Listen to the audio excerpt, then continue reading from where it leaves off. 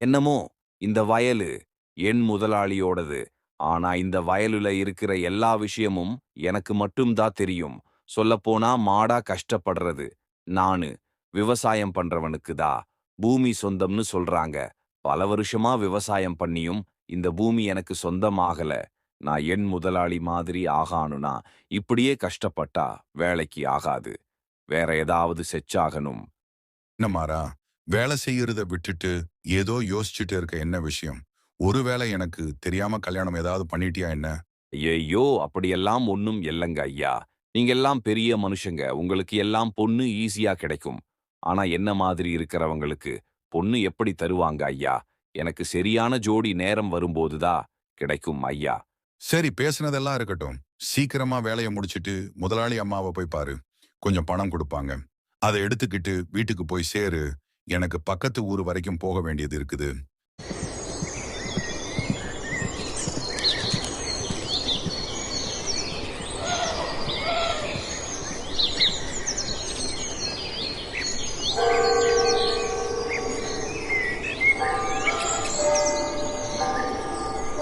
இவங்க பணம் குடுக்குறாங்கன்னா, இவங்க வீட்டுல நெறைய பணம் வச்சிருப்பாங்க போலயே. இவங்க வீட்டுல இருக்கிற பணத்தை நமக்கு சொந்தமாக்கிக்கணும். அம்மா, அம்மா நான் வேணும்னு இந்த அறைக்குள்ள வரல. இங்க ஒரு பூனை வந்துச்சா, அத தொரத்திட்டு வந்தமா.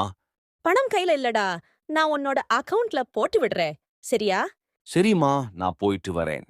உங்க வீட்டுல நெறைய விலை உயர்ந்த பொருட்கள் இருக்குது. அத எல்லாத்தையும் திருடிக்கிட்டனா, யாருட்டயும் கையேந்த வேண்டிய அவசியம் இருக்காது. என்னங்க இப்பல்லாம் மாறையா? நேரா வீட்டுக்குள்ளேயே வரான். வீட்ட சுத்தி சுத்தி பாக்குறான். என்னன்னே தெரியல. எதையோ தேடிக்கிட்டே இருக்கான்.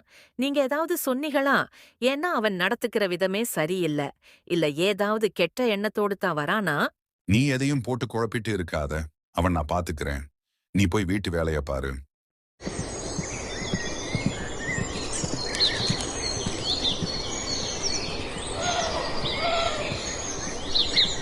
என்ன மாறா இப்பல்லாம்? வேலைல கவனமே இருக்கிறது இல்லையே?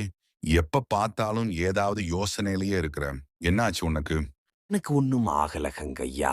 உங்களுக்கு தான் என் மேல நம்பிக்கை கம்மியா இருக்குது. சந்தேகம் வேற படுறீங்க.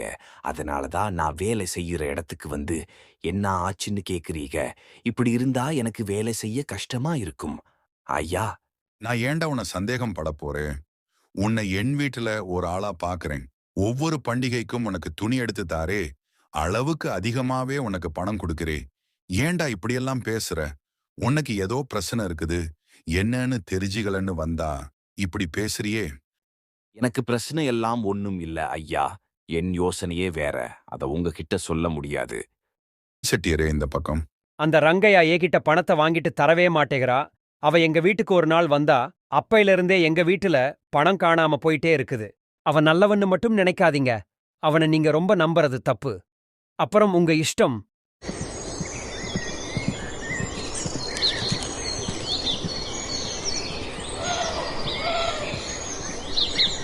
என்னடா நீ நினைச்சிட்டு இருக்கிற? நீ என்ன பண்றன்னு உனக்கு தெரியுதா? உங்களுக்கு என் மேல நம்பிக்கையே இல்ல ஐயா. எப்பவும் ஏதாவது சொல்லிட்டே இருக்கீங்க. இந்த வேலை செய்யல, அந்த வேலை செய்யலன்னு. உன் மேல எங்களுக்கு நம்பிக்கை இல்லையா? வீட்ல எல்லா இடத்துக்கும் நீ போயிட்டு வர. வீட்ல பணம் பெட்டியோட சாவியையும் வேற எங்கேயும் வைக்கல. அத மேலதான் வச்சிருக்கேன். அப்படி இருக்கும்போது உன் மேல நம்பிக்கை இல்லைன்னு எப்படி சொல்ற? எவ்ளோ தடவ முயற்சி பண்ணாலும் அந்த சாவியால அந்த பெட்டிய திறக்கவே முடியலையே. இத்தனை நாள் உன் மேல வச்சிருக்கிற நம்பிக்கை போறதுக்கு முன்னாடி இங்க இருந்து கிளம்பு. எப்படியோ இவன் குணம் என்னன்னு இப்ப அவச்சம் தெரிஞ்சிச்சே. வாங்க நம்ம வேலைய போய் பார்க்கலாம்.